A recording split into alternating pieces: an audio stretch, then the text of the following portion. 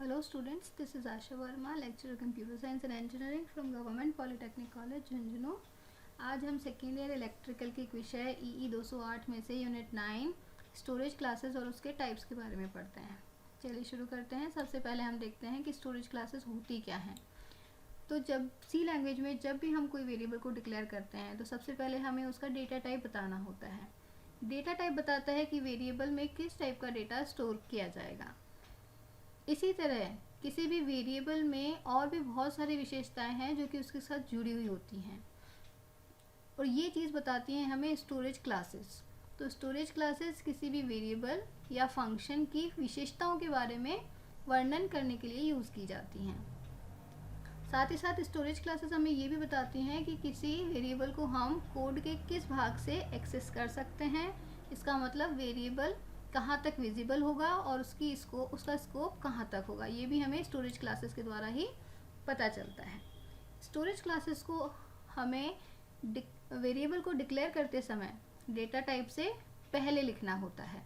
अगर हम storage classes का प्रॉपर यूज़ करें तो उससे हमारा प्रोग्राम जो है वो फास्ट होता है और साथ ही साथ उसकी एफिशिएंसी भी अच्छी होती है। निम्नलिखित चीज़ों का वर्णन करने के लिए हम स्टोरेज क्लासेस को यूज़ करते हैं और वो चीज़ें कौन कौन सी हैं। सबसे पहले है वेरिएबल का स्कोप। किसी भी वेरिएबल का स्कोप स्टोरेज क्लासेस के द्वारा हमें पता चलता है। इसका मतलब कि वो जो वेरिएबल है वो कहाँ तक एग्जिस्ट करेगा ना, वो हम आगे एग्जाम्पल में थोड़ा ब्रीफ में देखेंगे। नेक्स्ट बताता है स्टोरेज क्लास कि वह लोकेशन जहाँ पर वेरिएबल को स्टोर किया जाएगा, कि जो वेरिएबल है वो या तो मेमोरी में स्टोर होगा या फिर किसी रजिस्टर में स्टोर होगा। थर्ड थिंग है किसी वेरिएबल का प्रारंभिक मान, मतलब अगर हम किसी वेरिएबल में कोई वैल्यू नहीं डालें तो बाय डिफ़ॉल्ट उसकी वैल्यू मतलब इनिशियल वैल्यू क्या होगी, ये भी हमें स्टोरेज क्लासेस के द्वारा पता चलता है। साथ ही साथ किसी वेरिएबल का हमें लाइफ टाइम भी पता चलता है कि वेरिएबल कहाँ तक एग्जिस्ट करता है। ये सब हम थोड़ा सा एग्जाम्पल में क्लियरली देखेंगे। सी लैंग्वेज में 4 प्रकार की स्टोरेज क्लासेस होती हैं। Automatic storage class, register storage class, static storage class और last one is external storage class. सबसे पहले हम देखते हैं automatic storage class. Automatic storage class में देखिए स्टोरेज क्लासेस मेनली 4 तरह की चीज़ें हमें बताती हैं। तो सबसे पहले हम देखते हैं कि ऑटोमेटिक स्टोरेज क्लास में डिफ़ॉल्ट वैल्यू जो होती है किसी भी वेरिएबल की वो होती है गार्बेज। इसका मतलब अगर हम वेरिएबल की वैल्यू नहीं बताएं कंपाइलर को तो उसमें कंप्यूटर अपने हिसाब से कोई भी वैल्यू स्टोर कर देता है और वो वैल्यू हमारे काम की नहीं होती है, इसलिए हम उसे कहते हैं कि वो गार्बेज वैल्यू है, वो मीनिंगलेस होती है हमारे लिए। नेक्स्ट है स्टोरेज। ऑटोमेटिक वेरिएबल कहाँ स्टोर होते हैं, कंप्यूटर की मेमोरी में स्टोर होते हैं। इनका स्कोप होता है कहाँ तक, उस ब्लॉक तक जिसमें उस वेरिएबल को परिभाषित किया गया है। मतलब वो जो ब्लॉक होता है, ब्लॉक को हम किससे डिफाइन करते हैं, कर्ली ब्रेसेस से। इस कर्ली ब्रेसेस के अंदर जो भी कोड लिखा होता है तो वेरिएबल जिस फंक्शन के अंदर या जिस ब्लॉक के अंदर लिखा होता है उसका स्कोप वहीं तक सीमित रहता है। ऑटोमेटिक वेरिएबल की लाइफ टाइम क्या होगी, इसकी लाइफ टाइम वहीं तक होगी, मतलब जिस ब्लॉक के अंदर उसको डिफाइन किया गया है वहाँ तक। तो जब तक वो ब्लॉक एग्जीक्यूट हो रहा है तब तक वो वेरिएबल एग्जिस्ट करेगा और जैसे वो ब्लॉक कंप्लीट हो जाएगा, फिनिश हो जाएगा, उसके बाद में उस वेरिएबल की लाइफ नहीं रहेगी, वो वेरिएबल किल हो जाएगा या हम कह सकते हैं वो फ्री हो जाएगा वहाँ से। तो ऑटोमेटिक स्टोरेज क्लासेस में हम देखते हैं कि कैसे हम इसे यूज़ करते हैं। ऑटोमेटिक स्टोरेज क्लासेस में हमें ऑटो कीवर्ड का यूज़ करना होता है। किसी भी वेरिएबल को अगर हम ऑटोमेटिक स्टोरेज क्लास को बताना चाहते हैं तो वहाँ पे हमें डेटा टाइप से पहले ऑटो कीवर्ड लिखना होगा। यदि वेरिएबल डिफाइन करते समय स्टोरेज क्लास नहीं लिखते हैं हम तो भी कंपाइलर उसे अपने आप by default automatic storage class ही मानता है। ये एक लोकल वेरिएबल होते हैं। इसका मतलब क्या है कि ये पर्टिकुलर उस किसी ब्लॉक तक ही एग्जिस्ट करेंगे, उस ब्लॉक के बाहर वो क्या हो जाते हैं, डिस्ट्रॉय हो जाते हैं। इनकी डिफ़ॉल्ट वैल्यू गार्बेज होती है। इसका सिंटैक्स देखते हैं। Syntax same as it is, जैसे कि हम वेरिएबल डिक्लेयर करते हैं वैसे ही। देखिए हमें यहाँ पे स्टोरेज क्लास बतानी होती है तो सबसे पहले हम लिखते हैं ऑटो कीवर्ड, उसके बाद जैसे वेरिएबल डिक्लेयर करते हैं वैसे ही डेटा टाइप, फिर वेरिएबल का नाम और उसमें कोई वैल्यू अगर हमें डालनी है तो वो ऑप्शनल है ना। जैसे एग्जांपल में देखें, हमने 2 एग्जांपल लिए हैं यहाँ पे। जैसे इंटीजर a, अब यहाँ पे मैंने कोई भी स्टोरेज क्लास नहीं बताई है, तो जब यहाँ पे कोई भी स्टोरेज क्लास नहीं बताई जाती है तो कंपाइलर उसे by default automatic storage class ही मानता है। और नेक्स्ट में हमने लिखा है ऑटो इंटीजर a, तो यहाँ पे आपको दिख रहा है साफ साफ कि ये जो a वेरिएबल है ये इंटीजर टाइप का है और इसकी स्टोरेज क्लास क्या है, ऑटो।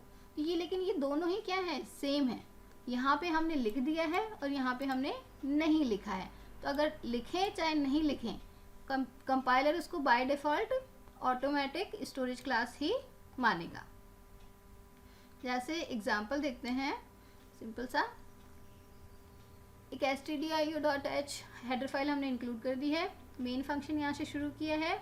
इस मेन फंक्शन के अंदर हमने एक वेरिएबल a डिक्लेयर किया है जो कि इंटीजर टाइप का है।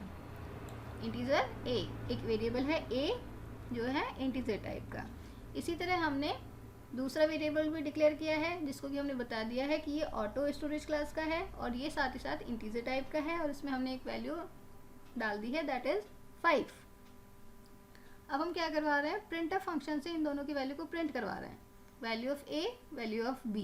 तो इसका आउटपुट क्या आना चाहिए, देखिए इसका आउटपुट आएगा जैसे कि यहाँ पे देखो हमने b में तो वैल्यू डाल रखी है, इसलिए b की वैल्यू तो हमें प्रिंट हो जाएगी 5, लेकिन a की वैल्यू हमें नहीं मिलेगी। a में हमने कुछ भी नहीं डाला है, तो ऑटोमेटिक स्टोरेज क्लास में अगर हम वैल्यू नहीं डालते हैं, कोई भी इनिशियल वैल्यू नहीं डालते हैं, बाय डिफ़ॉल्ट कंपाइलर उसको कोई भी गार्बेज वैल्यू असाइन कर देता है। तो a के अंदर हमेशा अगर आपने कोई वैल्यू नहीं डाली है तो वैल्यू गार्बेज वैल्यू आउटपुट में आएगी।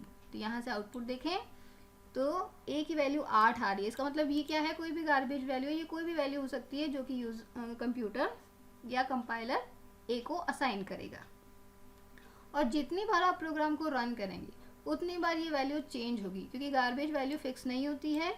जितनी बार आप इसे रन करेंगे कंपाइलर हमेशा इसे एक नई वैल्यू असाइन कर देगा।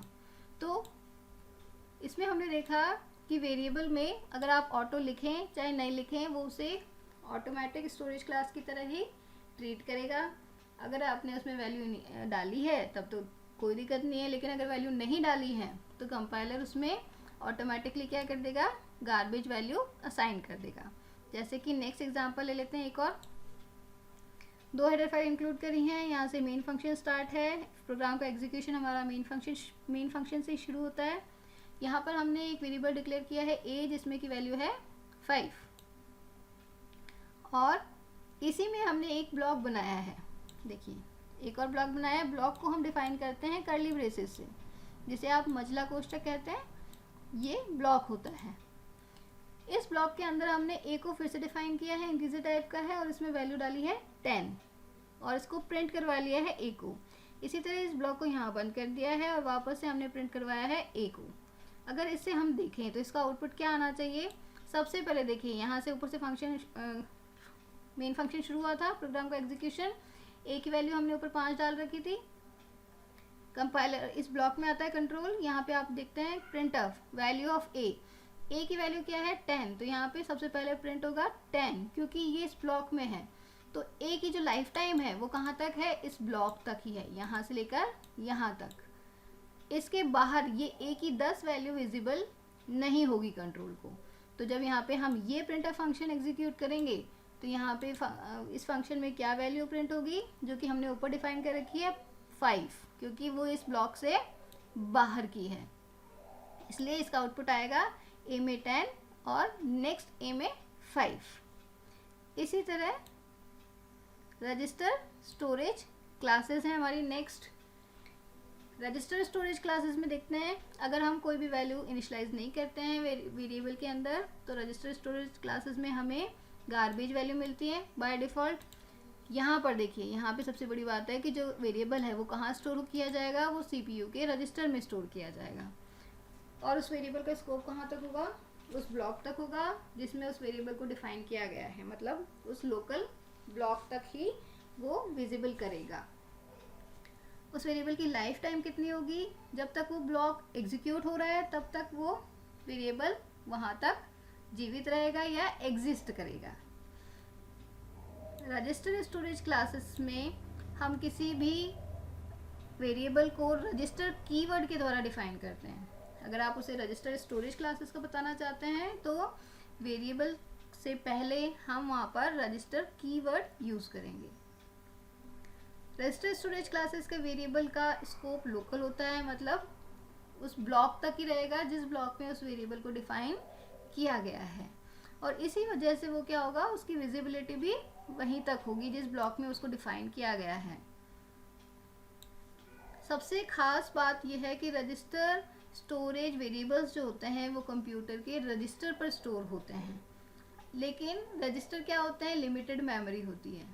इसलिए अगर ये मेमोरी फुल हो जाती है तो वो जो वेरिएबल है वो सीपीयू में भी सीपीयू की मेमोरी पर भी स्टोर किए जा सकते हैं। रजिस्टर्स का कोई एड्रेस नहीं होता है, इसलिए हम यहाँ पर M% ऑपरेटर यूज़ नहीं कर सकते हैं। इनकी डिफ़ॉल्ट वैल्यू गार्बेज होती है। अगर कोई भी वेरिएबल में वैल्यू असाइन नहीं की गई है तो कंपाइलर उसे गार्बेज वैल्यू असाइन कर देगा। इसे हम किस तरह से डिक्लेयर करते हैं, सबसे पहले हम रजिस्टर कीवर्ड लिखेंगे, उसके बाद डेटा टाइप, वेरिएबल का नाम, और उसमें अगर आपको वैल्यू असाइन करनी है तो वो ऑप्शनल है। जैसे कि हम एग्जांपल देखें, एक ए वेरिएबल है, इंटीजर टाइप का है, और वो स्टोरेज क्लास कौन सी है, रजिस्टर है। रजिस्टर स्टोरेज क्लासेस हम वहाँ यूज़ करते हैं जहाँ पर हमें ऐसा वेरिएबल जो कि बार बार यूज़ लेना होता है, जो फ्रीक्वेंटली यूज़ वेरिएबल्स होते हैं, उनके लिए हम रजिस्टर स्टोरेज क्लासेस को यूज़ करते हैं। इसके एग्जांपल देखते हैं। सबसे पहले फर्स्ट एग्जांपल देखते हैं। जैसे एक हेडर फाइल इंक्लूड करी है, मेन फंक्शन है, मेन फंक्शन में हमने एक नम वेरिएबल डिक्लेयर किया है, इंटीजर टाइप का है, और इसकी स्टोरेज क्लास है रजिस्टर। इसमें हमने वैल्यू स्टोर कर दी है 5। यहाँ पर हम इस नम को प्रिंट करा रहे हैं, मतलब नम के अंदर क्या वैल्यू है वो प्रिंट हो रही है। तो देखिए यहाँ पे हमने क्या किया है, इसको वैल्यू दे रखी है, इसलिए वैल्यू ऑफ नम क्या प्रिंट हो जाएगी, 5। अगर हम यहाँ पर वैल्यू नहीं देते तो यहाँ क्या प्रिंट होना चाहिए था, गार्बेज वैल्यू। और गार्बेज वैल्यू कुछ भी हो सकती है जो कि कंपाइलर उसे असाइन करेगा।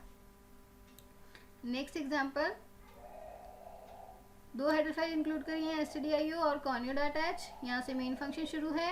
एक वेरिएबल i हमने डिक्लेयर किया है, रजिस्टर स्टोरेज क्लास का है, और साथ ही साथ इंटीजर है।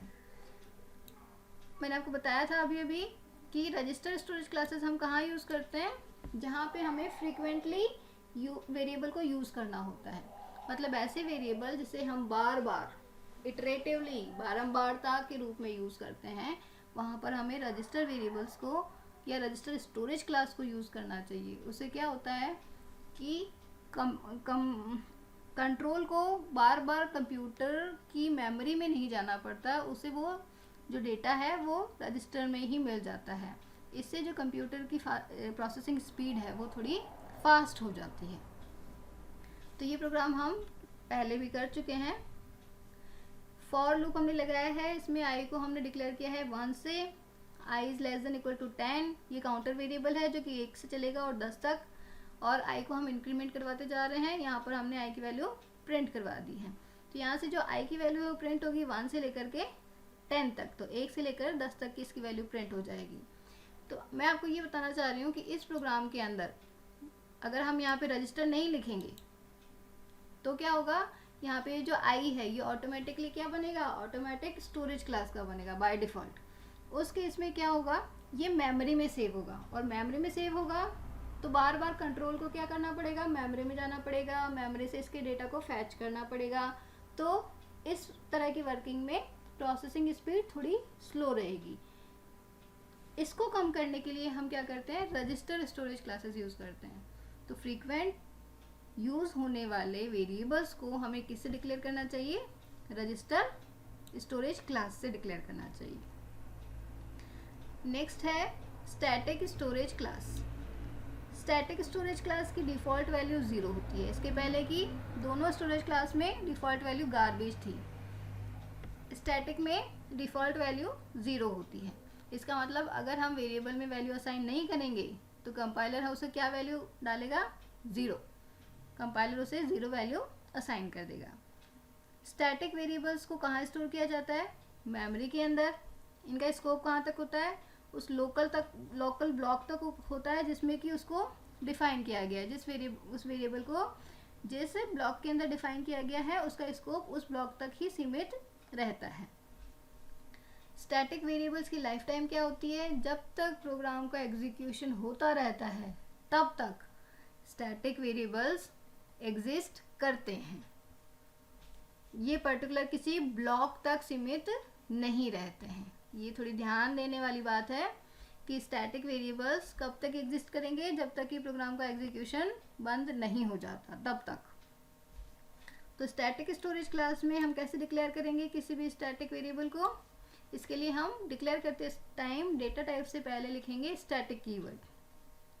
उसके बाद स्टैटिक स्टोरेज क्लासेस के वेरिएबल का स्कोप लोकल और ग्लोबल दोनों हो सकता है। मतलब इसे हम कहाँ डिक्लेयर करते हैं ये उस पर डिपेंड करता है। इसकी डिफ़ॉल्ट वैल्यू 0 होती है जो हमने देख ली है ऊपर। इसे किस तरह से डिक्लेयर किया जाता है, इसका सिंटैक्स है, सबसे पहले हम लिखते हैं स्टैटिक कीवर्ड, उसके बाद डेटा टाइप, वेरिएबल का नाम, और उसमें कोई वैल्यू असाइन करनी है तो वो, ये ऑप्शनल है। जैसे कि एग्जांपल में हमने लिखा है इंटीजर ए, एक वेरिएबल है ए जो कि इंटीजर टाइप का है और इसको हमने कौन सा वेरिएबल बनाया है? स्टैटिक वेरिएबल बनाया है। एग्जांपल से देखते हैं। जैसे 2 हेडर फाइल्स इंक्लूड कर दिए हैं हमने, stdioh और conio.h। यहाँ पर मेन फंक्शन शुरू है। मेन फंक्शन के अंदर हमने एक आई वेरिएबल डिक्लेयर किया है जो कि स्टैटिक है। देखिए यहाँ पे हमने स्टोरेज क्लास बता दी, स्टैटिक आई वेरिएबल है, इंटीजर टाइप का है। यहाँ हम आई को प्रिंट करवा रहे हैं, ठीक है, और यहाँ से हमने गेट ch करवा लिया। अब देखिए यही चीज़ हमने ऊपर भी की थी, आपको ध्यान हो तो, ऑटोमेटिक स्टोरेज क्लास में, है ना। यहाँ पे हमने आई में कोई वैल्यू असाइन नहीं की है, लेकिन यहाँ पे कंपाइलर आउटपुट क्या देगा? 0, क्योंकि ये क्या है? स्टैटिक वेरिएबल है। इट मीन्स जब हम स्टैटिक वेरिएबल्स में वैल्यू असाइन नहीं करते हैं तो कंपाइलर उसको 0 वैल्यू असाइन कर देता है। अगर यहाँ पे हम कुछ नहीं लिखते तो यहाँ पे क्या आता? आउटपुट में कोई गार्बेज वैल्यू आती। इसका नेक्स्ट एग्जांपल देखते हैं। 2 हेडर फाइल्स इंक्लूड करी हैं, stdio.h, conio.h। यहाँ पर हमने एक फंक्शन डिक्लेयर किया है। देखिए फंक्शन डिक्लेयर करने का तरीका सेम, सबसे पहले डेटा टाइप लिखते हैं, फंक्शन का नाम लिखते हैं, और ये फंक्शन की मतलब ब्रैकेट्स हैं, इसके अंदर हम आर्ग्यूमेंट्स लिखते हैं, है ना। तो ये फंक्शन है विदाउट आर्ग्यूमेंट्स, इसमें कोई आर्ग्यूमेंट हमने पास नहीं किया है। तो वॉइड फन एक फंक्शन हो गया है, फंक्शन को डिक्लेयर किया है। यहाँ मेन फंक्शन है, मेन फंक्शन के अंदर हमने फन को 3 बार कॉल किया है। ये जो फन फंक्शन है उसको हमने 1, 2 और 3 बार कॉल किया है। इसका एग्जीक्यूशन कैसे होगा? प्रोग्राम का एग्जीक्यूशन स्टार्ट होता है मेन फंक्शन से। मेन फंक्शन के अंदर कंट्रोल है, कंट्रोल आता है यहाँ पे इस जगह फन, है ना। तो फन को यहाँ पे जैसे कॉल करता है कंट्रोल, तो ये कंट्रोल इसकी डेफिनेशन पर ट्रांसफ़र होता है। तो फन की डेफिनेशन जहाँ है हम वहाँ जाते हैं। ये फंक्शन की डेफिनेशन दे रखी है। फंक्शन की डेफिनेशन में हमने क्या दे रखा है कि एक आई वेरिएबल है, स्टैटिक टाइप है, और उसमें वैल्यू असाइन कर रखी है 1, और उसको हम प्रिंट करवा रहे हैं, और प्रिंट करवाने के बाद उसको हम कर रहे हैं इंक्रीमेंट। तो जब कंट्रोल यहाँ पे आया तो उसने आई में वैल्यू इंक्रीमेंट असाइन कर दी 1, तो क्या प्रिंट हुआ? 1 होने के बाद आई प्लस प्लस, मतलब आई में क्या हो गया? इंक्रीमेंट हो गया 2। तो आई में इस टाइम क्या वैल्यू है? 2, है ना। यहाँ से आप वापस से जाएंगे इस जगह, इसको कर लिया है। यहाँ पे जैसे कंट्रोल नेक्स्ट पे जाएगा तो ये वापस से इसको कॉल करेगा। आप यहाँ से कंट्रोल फिर से इसके डेफिनेशन पर ट्रांसफ़र होगा। डेफिनेशन पर आप जाते हैं तो डेफिनेशन पे देखते हैं कि आई में वैल्यू क्या थी लास्ट टाइम? 2। देखो ये चीज़ है उसकी लाइफ टाइम, है ना। तो यहाँ पर वैल्यू क्या होगी? रिप्लेस हो चुकी है। जब आई की वैल्यू 2 हो चुकी थी तो ये 2 को ही मानेगा, जबकि ऑटोमेटिक या रजिस्टर होते ना तो ये क्या करता है? इसको हमेशा 1 से ही इनिशलाइज करता।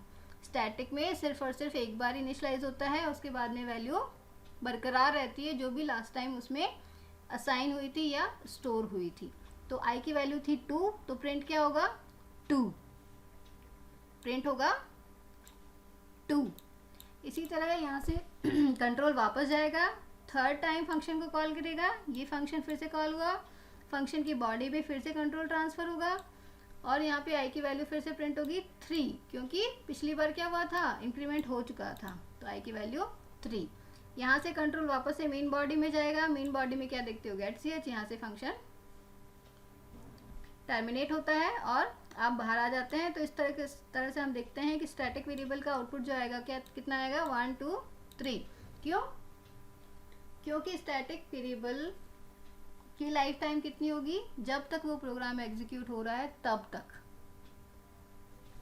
नेक्स्ट क्लास देखते हैं जो कि है external storage class. External storage class की भी डिफ़ॉल्ट वैल्यू 0 होती है। ये जो वेरिएबल्स होते हैं ये कंप्यूटर की मेमोरी में सेव किए जाते हैं। इनका स्कोप ग्लोबल होता है, तो हम कह सकते हैं कि ग्लोबल वेरिएबल्स और एक्सटर्नल स्टोरेज क्लास के वेरिएबल्स सेम होते हैं। इनकी लाइफ टाइम कहाँ तक होगी, जब तक प्रोग्राम एग्जीक्यूट हो रहा है तब तक वो वेरिएबल एग्जिस्ट करेंगे। कौन से वेरिएबल, एक्सटर्नल स्टोरेज क्लास के वेरिएबल्स। तो एक्सटर्नल स्टोरेज क्लास में हम कैसे यूज़ करेंगे इसे, एक्सटर्न कीवर्ड से। जब भी हम वेरिएबल को डिक्लेयर करेंगे तो डिक्लेयर करते टाइम डेटा टाइप से पहले हमें लिखना होगा एक्सटर्न कीवर्ड। इन वेरिएबल्स का स्कोप ग्लोबल होता है। ग्लोबल वेरिएबल के कारण इनके प्रोग्राम में एक्सटर्न वेरिएबल को हम कहीं भी किसी भी फंक्शन के अंदर यूज़ कर सकते हैं। इनकी डिफ़ॉल्ट वैल्यू 0 होती है। इसका जो सिंटैक्स होता है वो होगा, सबसे पहले हम कीवर्ड यूज़ करेंगे एक्सटर्न, फिर डेटा टाइप लिखेंगे, फिर वेरिएबल का नाम लिखेंगे और कोई वैल्यू असाइन करनी है तो वो ये ऑप्शनल है। जैसे कि एग्जांपल में हमने लिखा है एक वेरिएबल है a जो कि इंटीजर टाइप का है और उसको हमने स्टोरेज क्लासेस कौन सी बताई है, एक्सटर्न स्टोरेज क्लास बताई है। एग्जांपल से देखते हैं। यहाँ पे हमने stdio.h इंक्लूड करी है। यहाँ देखिए हमने मेन फंक्शन से ऊपर डिक्लेयर किया है एक वेरिएबल num और उसमें वैल्यू असाइन करी है 5 जो कि है इंटीजर टाइप का। तो ये जो वेरिएबल है ये हमने फंक्शन के ऊपर डिफाइन कर दिया, किसे, मेन फंक्शन के ऊपर। तो ये वेरिएबल किसकी तरह ट्रीट करेगा, ग्लोबल वेरिएबल की तरह। ग्लोबल वेरिएबल्स वो होते हैं जो किसी पर्टिकुलर ब्लॉक के अंदर एग्जिस्ट नहीं करते हैं, उसकी वैल्यू को हम पूरे प्रोग्राम में यूज़ कर सकते हैं। इसके बाद में हमने एक फंक्शन डिक्लेयर किया है, वॉइड टाइप का फंक्शन है, फंक्शन सी। फन सी के नाम से एक फंक्शन है, उसको डिक्लेयर किया है। यहाँ पे मेन फंक्शन शुरू होता है। मेन फंक्शन के अंदर हमने एक नम वेरिएबल फिर से डिक्लेयर किया है जिसको कि हमने बता दिया है कि ये एक्सटर्न वेरिएबल है और यहाँ पर हम वैल्यू को प्रिंट करवा रहे हैं नम की और फिर से फन को कॉल कर रहे हैं। देखो कंट्रोल कहाँ जाएगा, प्रोग्राम का एग्जीक्यूशन शुरू होता है मेन फंक्शन से। तो मेन फंक्शन में कंट्रोल यहाँ है, यहाँ से फंक्शन की बॉडी में आएगा। यहाँ आप देखते हो कि नम जो है वो क्या है, इंटीजर है और एक्सटर्न टाइप का वेरिएबल है। यहाँ पे हम क्या कर रहे हैं, नम को प्रिंट करा रहे हैं, लेकिन हमने नम में यहाँ पे कोई वैल्यू नहीं दी है। लेकिन आपको ध्यान हो तो नम क्या है, ग्लोबल वेरिएबल भी है ऊपर, जिसकी वैल्यू कितनी है, 5 है। तो यहाँ क्या प्रिंट हो जाएगा, वैल्यू ऑफ नम में 5। इसके बाद कंट्रोल नेक्स्ट स्टेटमेंट पे आता है जो कि है फन सी। तो फन सी पे जैसे कंट्रोल आएगा, इसने इसको कॉल किया है फंक्शन को, इट मीन्स जैसे ही फंक्शन कॉलिंग होती है कंट्रोल कहाँ ट्रांसफर होता है, फंक्शन की बॉडी पर या फंक्शन की डेफिनेशन पर। तो कंट्रोल यहाँ से ट्रांसफर होगा फंक्शन की डेफिनेशन पर। ये है फंक्शन की डेफिनेशन, ये फंक्शन की बॉडी। इस डेफिनेशन के अंदर हमने बताया है कि नम जो है वो एक्सटेंड टाइप का है और उसी को हमने प्रिंट करवा लिया है। तो यहाँ पर भी नम की वैल्यू क्या प्रिंट होगी, 5। क्यों, देखिए यहाँ पे हमने किसी भी नम को वैल्यू इनिशलाइज नहीं करी है ना। तो ये बाय डिफ़ॉल्ट लेने की जगह हमने ऊपर जब नम डिक्लेयर किया था मेन फंक्शन के ऊपर तो ग्लोबल वेरिएबल बन गया था। इसका मतलब जो ग्लोबल वेरिएबल की वैल्यू है वो हम पूरे प्रोग्राम में कहीं भी यूज़ कर सकते हैं, वो पूरे प्रोग्राम में एग्जिस्ट करता है। तो इस तरह से हम देखेंगे कि नम की वैल्यू क्या प्रिंट होनी चाहिए, नम की वैल्यू दोनों बार 5 प्रिंट होनी चाहिए। इसी तरह एक यूज़ और है एक्सटर्न वेरिएबल का। एक्सटर्न वेरिएबल को हम कह सकते हैं कि दीज आर एक्सटर्नल वेरिएबल्स, मतलब बाह्य वेरिएबल्स की तरह भी काम करते हैं। जैसे हमने यहाँ पे एक फ़ाइल बनाई है file1.c। इस फाइल में हमने एक वेरिएबल डिक्लेयर किया है जो है इंटीजर टाइप का, तो क्या है इसमें वैल्यू हमने 7 इनिशलाइज की है। देखो ये वॉइड मेन फंक्शन हमने नहीं बनाया है ना, इसमें हमने एक फंक्शन f1 को क्रिएट किया है और उसके अंदर बॉडी लिखी है। अब इसको देखो हमने किसी फंक्शन के अंदर नहीं लिखा है, तो ये फंक्शन, ये जो वेरिएबल है ये किसकी तरह ट्रीट करेगा, एज ए ग्लोबल वेरिएबल की तरह ट्रीट करेगा। इसी तरह हमने एक और फाइल बनाई है फाइल 2.c। अब इस फाइल 2 के अंदर हम क्या कर रहे हैं, इस फाइल 1 को इंक्लूड कर रहे हैं। तो जैसे हम ये फाइल 1 को इंक्लूड कर देते हैं इस फाइल के साथ में, तो क्या होगा, ये जो इसमें जो भी चीज़ लिखी थी वो आपके फाइल 2 के साथ में एसोसिएट हो जाएगी, जुड़ जाएगी ना। इसमें हमने मेन फंक्शन यूज़ किया है और मेन फंक्शन में अब हमने क्या किया है, ए को एक्सटर्नली कॉल कर लिया है, मतलब जोड़ दिया है। एक्सटर्न इंटीजर ए, इसका मतलब जो ए वेरिएबल है वो क्या है, एक्सटर्न टाइप का है। इट मीन्स यहाँ से ए की वैल्यू क्या होगी, 7। क्यों, क्योंकि ये किस में थी, फाइल 1 में थी। तो हम कह सकते हैं कि एक्सटर्न वेरिएबल्स क्या होते हैं, उसको हम एक फाइल से दूसरी फाइल में भी यूज़ कर सकते हैं। वो एज ए एक्सटर्नल वेरिएबल की तरह भी यूज़ किए जा सकते हैं। जैसे इसको एग्जांपल से देखते हैं, ये देखिए यहाँ पे इसमें फिर से इसी को देखते हैं। इसी में जैसे हमने ए को डिक्लेयर कर दिया था एक्सटर्न का, क्योंकि हमने फाइल 1 को इंक्लूड कर दिया है, और जैसे हम ये फन को कॉल करते हैं तो कंट्रोल वापस से फाइल 1 में ही चला जाएगा और यहाँ से इसकी बॉडी को एग्जीक्यूट करेगा। जैसे एग्जांपल से देखते हैं, आप पूरा कोड नहीं लिखा है, सिंपली एग्जांपल समझाने के लिए लिखा है। जैसे एक फाइल बनाई है हमने variable.h के नाम से, variable.h के नाम से एक फाइल है। इसमें हमने दो वेरिएबल डिक्लेयर किए हैं, num1 और num2, दोनों इंटीजर टाइप के हैं और दोनों ही एक्सटर्न वेरिएबल्स हैं, एक्सटर्नल स्टोरेज क्लासेस के वेरिएबल हैं। जिसमें कि हमने num1 में बताया है 9 और num2 के अंदर हमने डाला है 1। इसके अलावा हमने एक फाइल और क्रिएट की है जिसको कि हमने नाम दिया है extern.c। अब हम क्या कर रहे हैं, इसके अंदर हमने stdio तो है ही, क्योंकि हमें प्रिंटर फंक्शन यूज़ करना है, इसलिए हमने stdio को भी इंक्लूड किया है। उसके अलावा हमने variable.h को भी इंक्लूड कर दिया है ना। ये यूज़र डिफाइंड हेडर फाइल है। जब यूज़र डिफाइंड हेडर फाइल होती है तो आप इसको ऐसे शो करते हैं, आप एंगुलर ब्रैकेट्स नहीं यूज़ करते हैं। तो variable.h को हमने इंक्लूड कर दिया है हमारी फाइल के साथ में। यहाँ पे मेन फंक्शन है, मेन फंक्शन के अंदर हम क्या कर रहे हैं, यहीं पे ही डिक्लेरेशन के साथ ही साथ हम डेफिनेशन भी दे रहे हैं या हम ऑपरेशन भी परफॉर्म कर रहे हैं, आप कह सकते हैं। एक ऐड वेरिएबल है जो कि किस टाइप का है, इंटीजर टाइप का है। इसमें हमें क्या करना है, num1 और num2 को ऐड करवाना है। अब इस प्रोग्राम में देखो हमने num1 कहीं नहीं दे रखा और num2 भी कहीं नहीं दे रखा, लेकिन हमने variable.h को इंक्लूड कर रखा है। वेरिएबल हेडर फाइल के अंदर हमने num1 और num2 की वैल्यू बताई है जो कि 9 है और दूसरे में 1 है।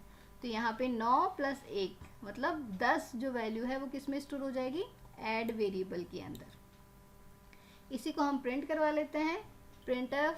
अब ये जिस फॉर्मेट में लिखा है उसी फॉर्मेट में आपको रिजल्ट भी मिलेगा।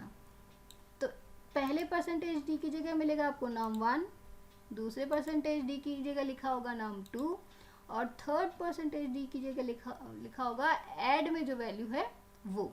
तो एक तरीके से num1 में थी 9, num2 में थी 1 और यहाँ पे % इस d पर ऐड में क्या हुआ था 10। तो यहाँ पे हमें आउटपुटिंग में क्या मिलेगा 10। तो एक्सटर्नल जो वेरिएबल्स हैं वो एज ए ग्लोबल वेरिएबल की तरह काम करते हैं, प्लस हम इसे किसी दूसरी फाइल में भी एक्सटर्नली यूज़ कर सकते हैं। बाह्य रूप से अटैच करके हम उसमें उन वेरिएबल्स को यूज़ कर सकते हैं। तो ये थी स्टोरेज क्लासेस जो कि बताती हैं वेरिएबल की विशेषताएं, उसकी डिफ़ॉल्ट वैल्यू क्या होती है, वो वेरिएबल कहाँ स्टोर किया जाएगा और उसका लाइफ टाइम क्या होगा, उसकी विजिबिलिटी क्या होगी। इन चीज़ों से हमें वेरिएबल के बारे में पता चलता है। If you have any doubt और query, you can ask in comment section. Thank you.